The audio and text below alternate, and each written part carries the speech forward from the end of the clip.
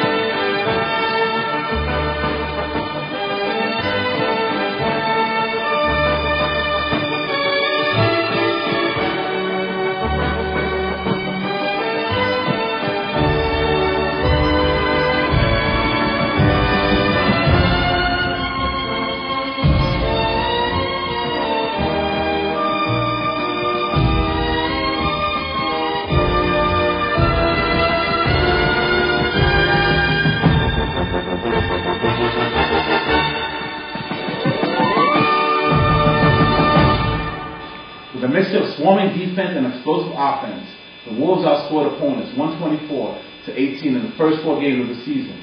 At 4-0, the Wolves now had to face neighborhood rival, the Boys High Kangaroos. The boys game, though this is our first time actually playing them on the varsity level, felt like a grudge match that's been waiting to happen ever since our freshman year when we played them JV. It was like something just to experience, basically. Because, like, I guess, I don't know, they just thought, I guarantee they thought they could just come over, beat us. Because it was their home field. The boys and girls game was just a bunch of hype. It was the radio. They talked to my coach on the radio.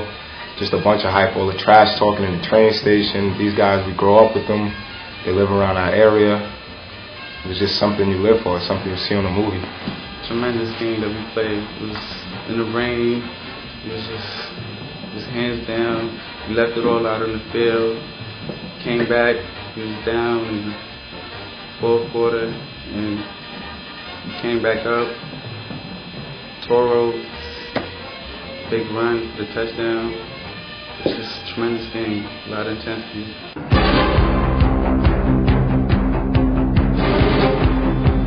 On defense, it was business as usual, full of big hits, gang tackling, and a relentless pursuit.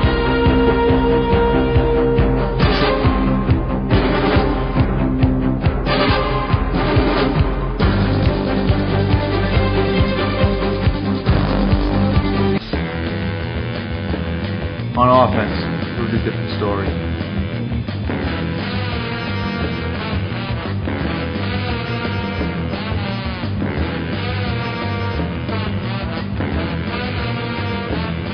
Great defense, disappointing offense, left the game tied 0-0 at the half.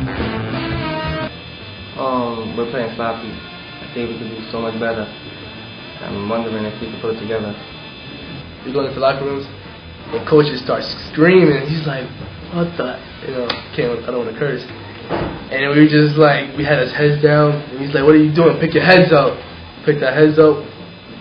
And after that, he gave us a good speech. He gave us a speech. Come on, what we should do with plays. When we went out there, we just gave it up. We just gave it everything we got. At halftime, we could tell that they were, athletically, at our level, or possibly even a little bit above. We could see that we weren't playing to our best. We were out there giving our effort, but we were still making a lot of mistakes. We seemed kind of timid at the hitting. But when we got in at halftime, Coach Gazzillo gave a speech, and as soon as they came out in the second half, they looked ready to go.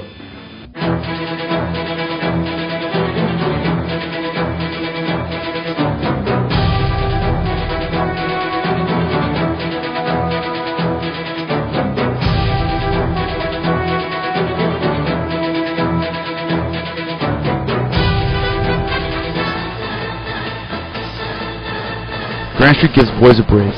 Boris Caceres, standing on his own 10-yard line with the wind and rain in his face, delivers a disappointing 18-yard punt, giving the Kangaroos the ball at the Wolves' 28-yard line.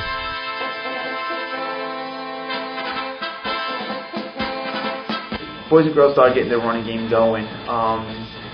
I remember they kept running the ball to the left, running the ball to the left, running the ball to the left on this little short sweep, and they would cut it back. And the running back that they had was an outstanding player. 3 plays, they score. The Kangaroos find a crack in the Wolves' defense, scoring on a 1-yard touchdown run.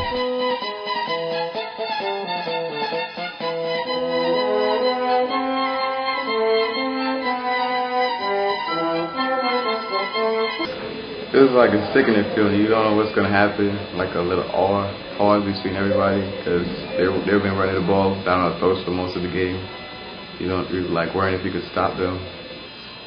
I felt they were talking a lot during that game. They were telling us how much they bench, but it didn't really matter, because I know as long as I'm still trying hard, they're going to give up sooner or later, and I'm not going to give up on that. On a 2-point conversion, the kid actually jumps over a pile to get in there, and I thought that was very impressive. And now they're beating us 8-0,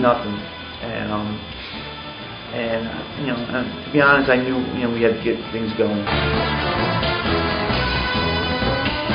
Boys capitalize on the 2-point conversion, making the score 8-0 with 10 minutes left in the game.